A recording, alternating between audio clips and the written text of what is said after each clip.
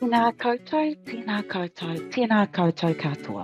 Nau mai, haere mai, ki te zui, ko Roni ni intuku ingoa, me mā te mahi ka mokio, mā te mohio ka marama, mā te marama ka matatau. Welcome everybody to our webinar today on frequent absences. For the whakatauki that I used today, it's through practice comes knowledge, through knowledge comes understanding, and through understanding comes expertise. And that's really what we want to do, is support you to become experts in understanding the frequent absences, what your role is being an early childhood provider, and what that actually means, because we believe that the more knowledge you've got, the more understanding that you've got, the more robust conversations you can have with your whānau when you're talking to them about children's attendance and everything like that, being able to sort of understand what you're talking about. Because if we can really get them on board, lay out the red carpet, their children are more likely to come. It's ultimately the primary caregivers that decide whether or not they're going to bring their child to early childhood. So when you can fully understand frequent absences, you can really have those conversations and make the right decisions for your service. Now, we have got quite a bit to cover today. What I'm going to do is go through the webinar and then come through and ask if anybody's got any queries and things like that. So sit back, relax, and welcome again to the session. Now, I have also just got a list of what we're going to cover today for you, and we'll cross these off as we go. So a core part, of course, with the frequent absences are the rules are set out in the funding handbook. During the current funding period, the Ministry has given you advice and guidance on how to support your funding with your EC12 and EC13 for applicable children. We're going to have a look at that tānui as well. We're going to go through how to actually read the frequent absence report and unpack what use MoE Best Practice is. That's a common question. We're going to look at confirmation of enrolments. What does applies rules do, and what does automate mean? So these are all functions in Infocare that we're going to unpack for you today. Now, when we think about Infocare, Infocare is the vehicle to support you with funding claims directly with the Ministry. The funding handbook is like your road code.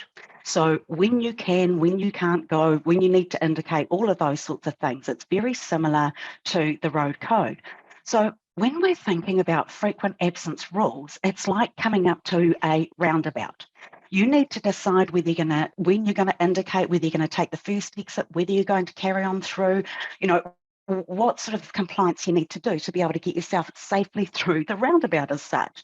So when we think about the actual frequent, when we think about Infocare being the vehicle and the funding handbook being your road code, it sort of just helps you to understand that Infocare can't do everything for you. It can provide you with the information that you need, absolutely, but there's also examples of, you know, when you need to follow the handbook when it can't do it for you.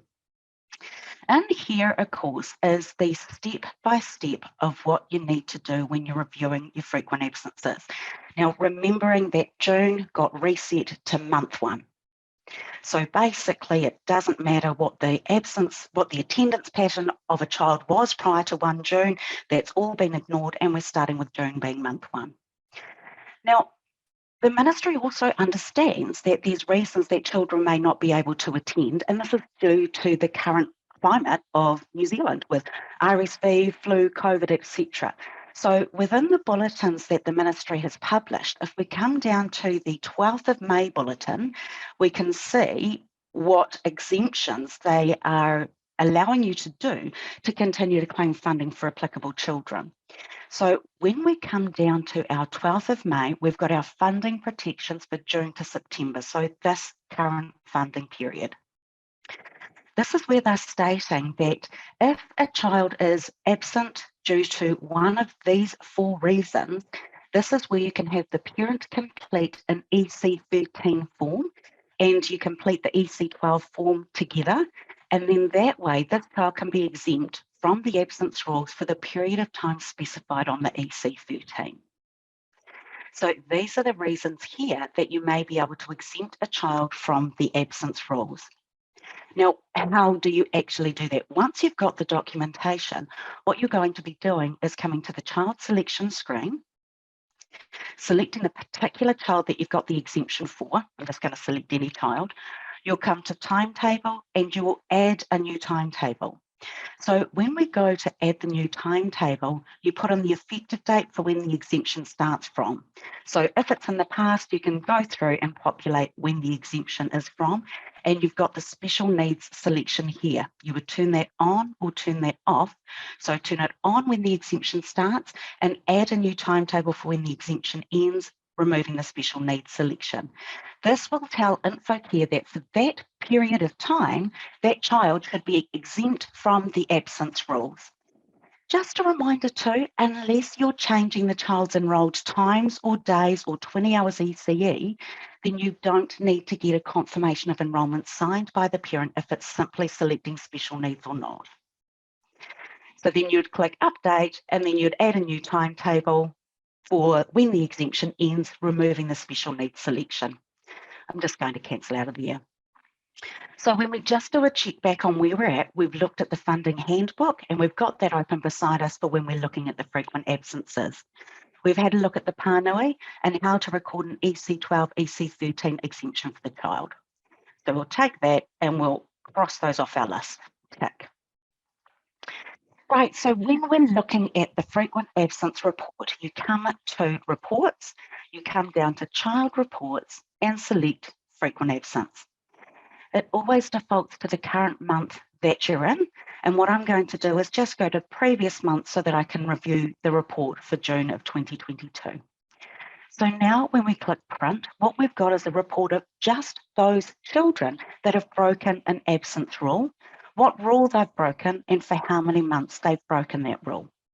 So when we're looking at the report here for Addison, this child has broken rule 1 and rule 2 for the first month. Like I mentioned at the start of the webinar, June was set to month 1, so everybody would be month 1. For this child here, Bilal, they've broken rule 3 for the first month, and so on down the list. So all of these children have broken an absence rule for the first month. P means present. A means that they were absent. Now, when we look along here, we've got the number 2. That means that that child was absent, and that's where they broke rule 2. We've also got, of course, statutory holiday. We've got 1 and 2 here. So this is the point in the month that the child broke rules 1 and rules 2. The question mark indicates where the child has attended fewer hours than they're enrolled to attend. So when you hover your mouse, you can see what they were booked and what they did actually attend. Now, when we're talking about rule 3.2, rule 3, you do have a little bit of leeway. So you've got up to 15 minutes at the start of the session and up to 15 minutes at the end of the session.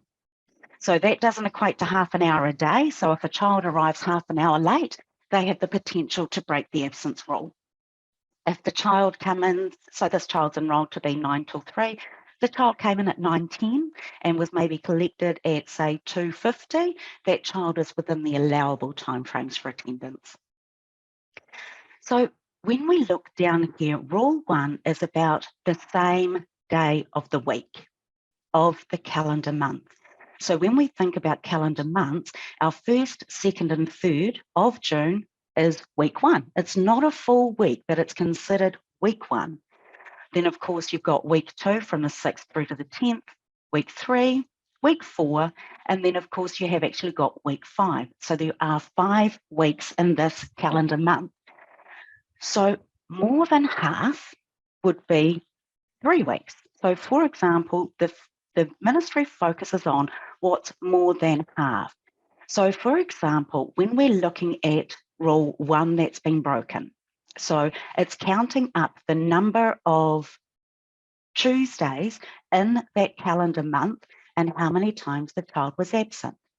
So in this calendar month, we've got 1, 2, 3, 4 Tuesdays. The child was present on the first, the child was absent on the first Tuesday, so that's 1 week of an absence. The child was present on Tuesday the 14th, so that's 1 week absent, 1 week present. The child was absent on the Tuesday the 21st, so that's 2 weeks absent, 1 week present. the child was absent on Tuesday the 28th. So that means that that child has been absent for 3 Tuesdays out of the 4, so has broken Rule 1. Perfect. Rule 2, attends fewer days per week than they're enrolled to attend in more than half the calendar weeks again. So when we're looking at this being week 1 for this child, the child attended all 3 days in this calendar month. So week 1, no absences. Week 2, we've got a couple of absences. So week 1 of no absences, 1 week of absences. Week 3, we've got a couple of absences. 1 week of no absences, 2 weeks of absences. Week 3 has absences, so we've got 1 week of no absences, 3 weeks of absences. And then, of course, our absences in this 4th week means that the child was absent on 4 out of the 5 weeks, so has broken the frequent absence rule. Great. Now let's look at Rule 3. So for this child, they attended 1, 2, 3, 4, 5, 6, 7, 8, 9, 10, 11, 12, 13, 14, 15, 16, 17, 18 days they attended. They attended fewer hours than they were enrolled to attend for 1, 2, 3, 4, 5, 6, 7, 8, 9, 10, 11, 12. So they attended fewer hours than they were enrolled to attend for 12 of their 18 days. 18? 16. So that is more than half. So that's why that child has broken that rule. So you can see down here too, we've got colours for different things that we're going to see. And as we look through the months, you'll see the different things. So when it comes to month 1, when we're looking at our funding handbook, it says at the end of each month, you're better to do it on the next 1 or 2 business days after the month, after your sign-in sheets have been checked. If the child has broken one of the rules, then note down the absences. You don't need to. This is what Infocare does for you. And it says claim funding for the absences. Perfect. At the end of the next month, check the absence pattern of the frequently absent child again. And then this is where we need to look at taking some actions. Coming across to Infocare, one more thing I do need to show you on the screen, aroha mai, is this use MoE Best Practice. It's currently set to no. When we change it to yes, the difference between use MoE Best Practice, the difference between yes and no is that when it's set to no, it will only display children that have the potential to affect your funding. When you say yes, you're looking at all children that have broken an absence rule, which is quite simply including those children that are, including those children that are enrolled for more than 6 hours and are attending for more than 6 hours, but are actually attending fewer hours than they're enrolled to attend. So although it doesn't have impact on your funding, the ministry still wants you to have the conversations with those families to see if they need to actually change their enrolled times. So once again, when you hover on the question mark, it shows you the actual hours. So you can see that this child has still attended at least 6 hours. So you're still getting funding for your maximum of 6 hours a day, but it's just that there's no impact on your funding, but they're still breaking one of the absence rules. Great. I'm just going to set this back to no because I'm only wanting to focus on those that impact our funding and just click print. So you can see that Ricky has come off our list now. Let's go to July. So this is our current month, but what we have done is populated data so you can see the whole evolution of the frequent absences.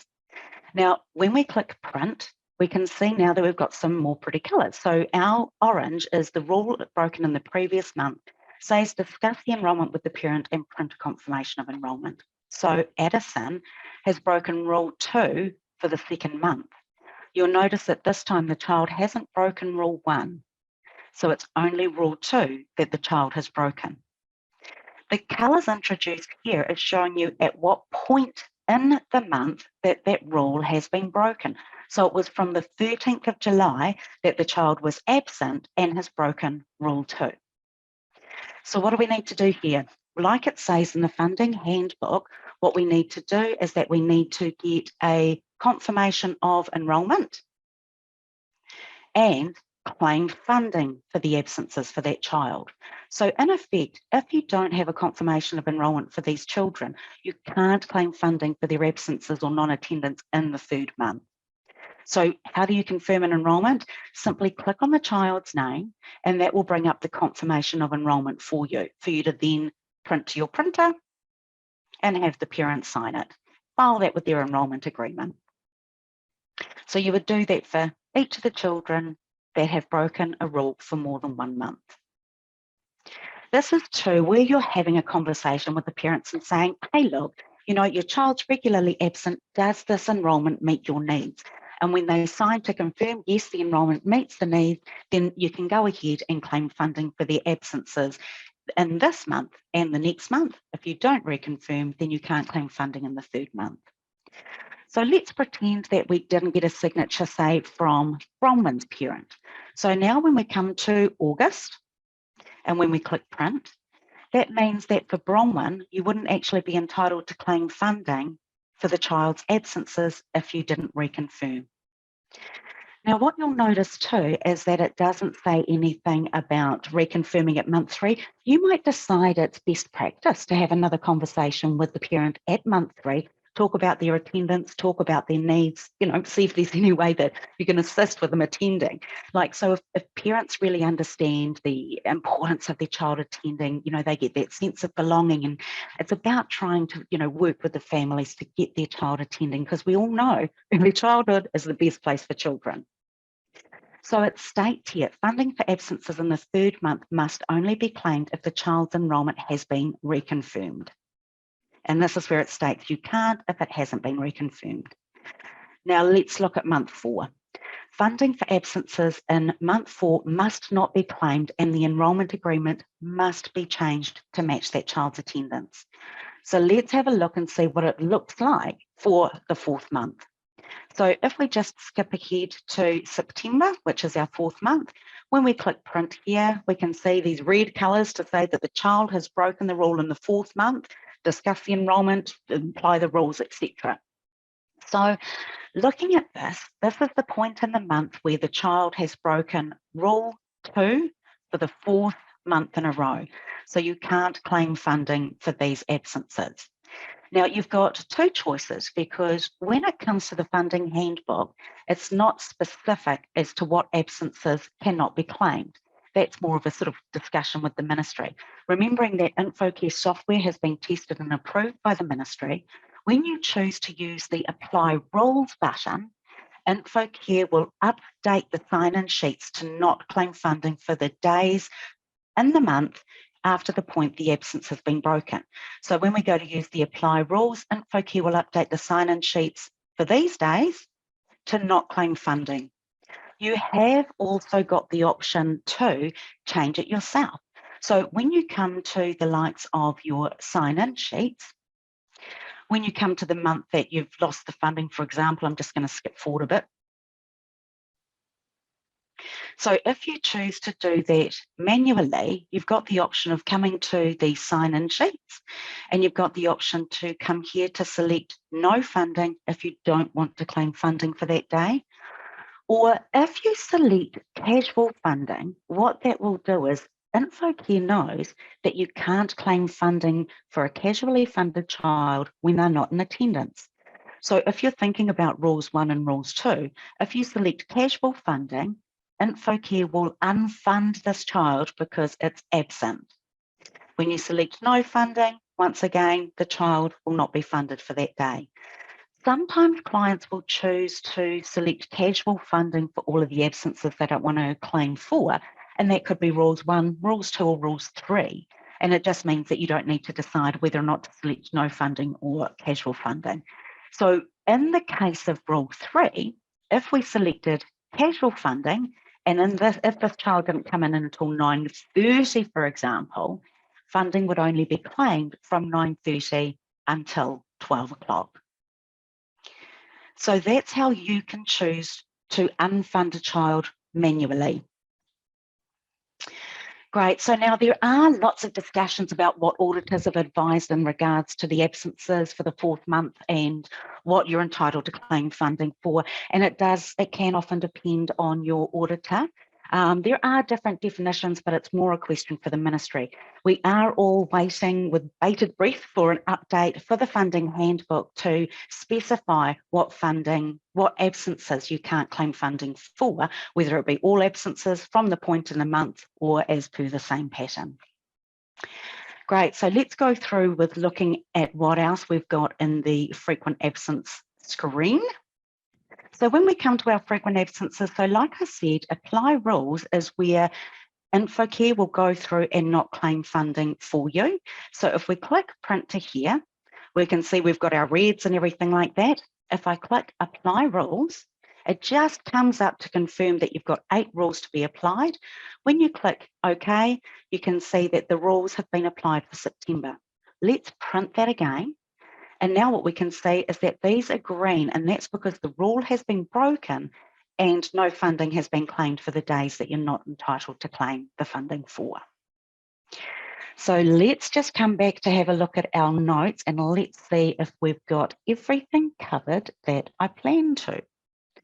Okay, reading the FAR report. So we've gone through, looked at our A's and looked at our 1s and our 2s and all of that sort of stuff.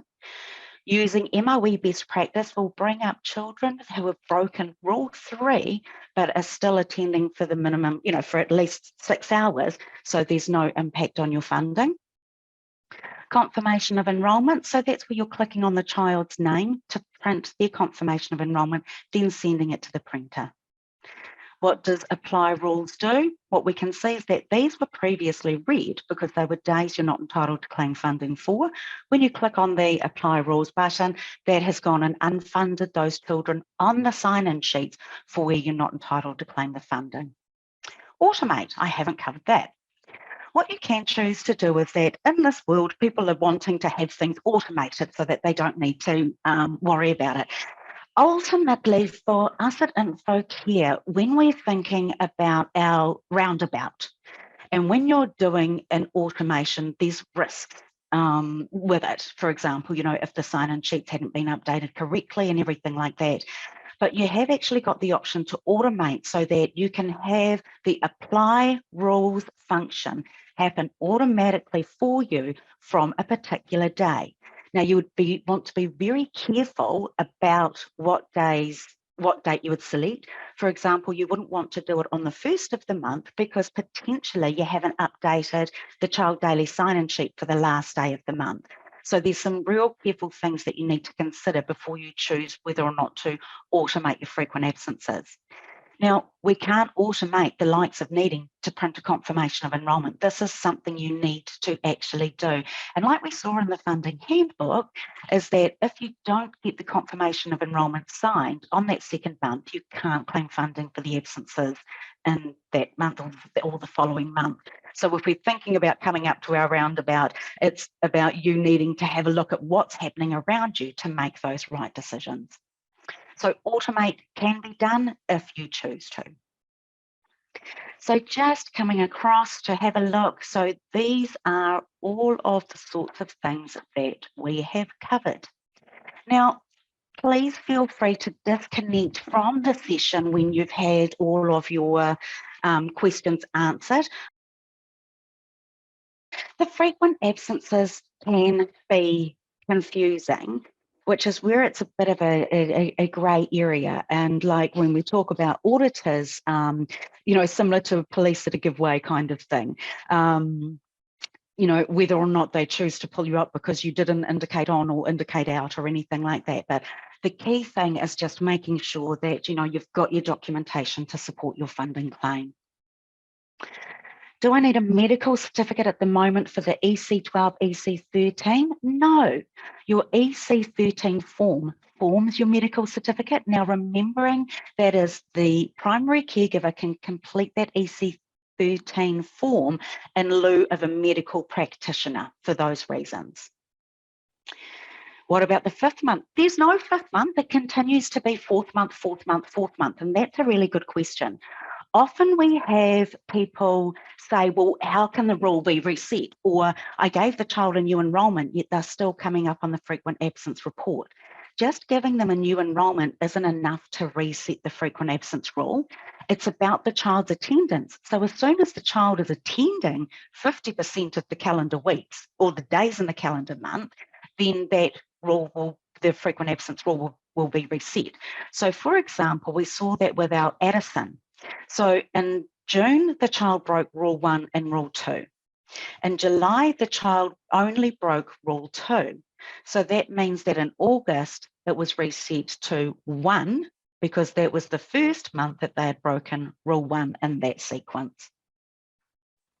So the 4th month continues until that child's attendance actually matches what their enrolment is for for 50%. Also, when we talk about 50% too, let's just skip across to have a look at a centre calendar, just so I can sort of illustrate something for you. So if we had a 5-day enrolment, for example, for a child, July is unique this year as there is only 1 day in the first calendar week.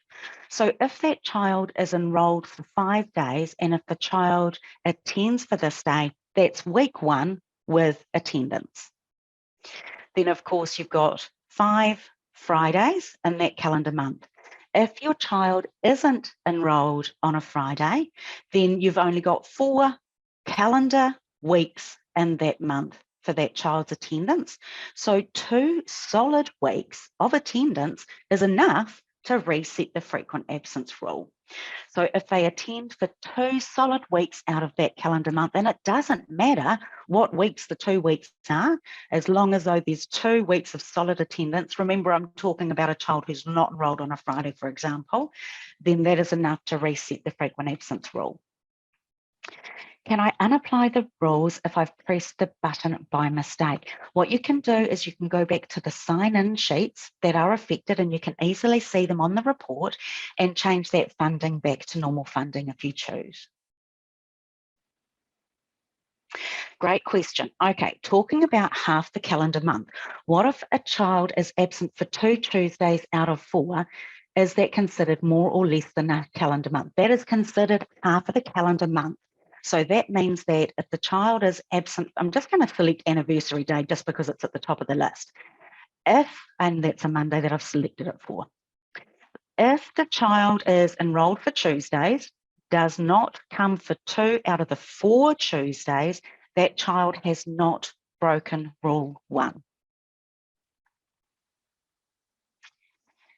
Perfect. I joined a little late and missed the EC12, EC13. Yes, the webinar is recorded. And of course, here is the pānui here. It was dated the 12th of May. So the pānui dated 12th of May gives you all the information about where you can use an EC13 form that the parent can complete rather than a medical practitioner if they meet one of this 4 criteria or any of this 4 criteria. Great. Oh, no worries. Do holiday periods that are loaded into Infigora frequent absence affect frequent absences? The short answer is no. So if your service is closed for 2 calendar weeks, that month is exempt from the absence rule. So any time that your service is closed for 2 consecutive weeks in a calendar month, funding the frequent absence rule doesn't apply to that calendar month. If your service is closed, for example, there is still the potential for children to break the absence rule based on what they did attend while your service was open. Great. So looking at the time, team, we will disconnect from our webinar today. Thank you again for joining us, and kia pai tō rā apa. Enjoy your Wednesday. Ka kite. Bye.